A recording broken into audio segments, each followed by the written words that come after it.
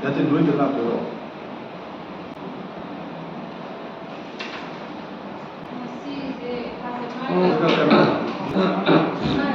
Government of India na Intensified Mission Indradhanush 5.0 IMI 5.0 haiba special campaign nama tawjai karigino hai matamda akoina immunization tawwa vaccine ka pasi chithauwa mama amadi mama wigadaba pregnant women amadi children 0 to 5 years da laiba category gi angang jingda chithauwa vaccine ka paudaba adugumba dugi catch up program oina kaujabani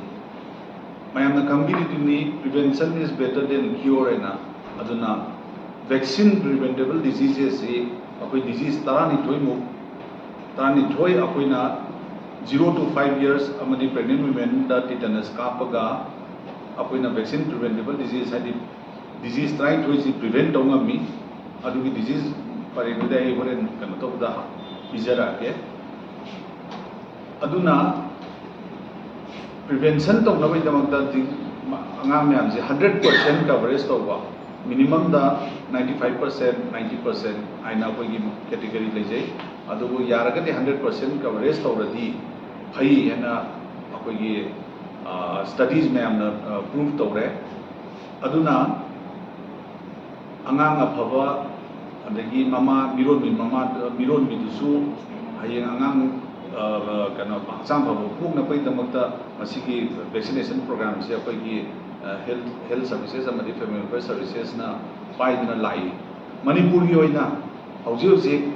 akoi gi full immunization coverage haidi angang amana chahi am surako bauda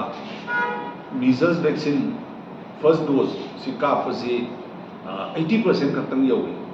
However, all India ki oina minimum 90% yawadaba and akoi 10% amadi measles rubella virus aina measles rubella vaccine see na only 74% aduga target na 95% sumai to na koi je kharaga loi sothaba vaccine trying to je koi 11 vaccines di amadi measles vaccine ani option gare aduna sigi vaccine trama thoisi catch up program oina akoina sigi manipur gi mafam loina makta yaunaba masi media gi maitong gi print amati electronic media ki through the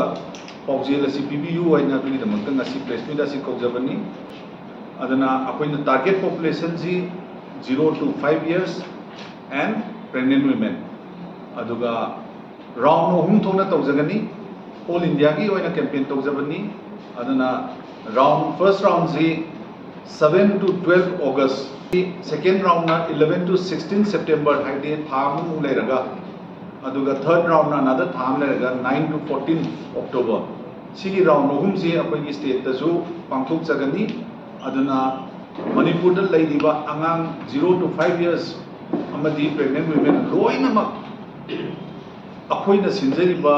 session site amadi yobung amdaba difficult geography area amada zo akoi chatlaga kapchagani masidai da khudung cham ji lobi ho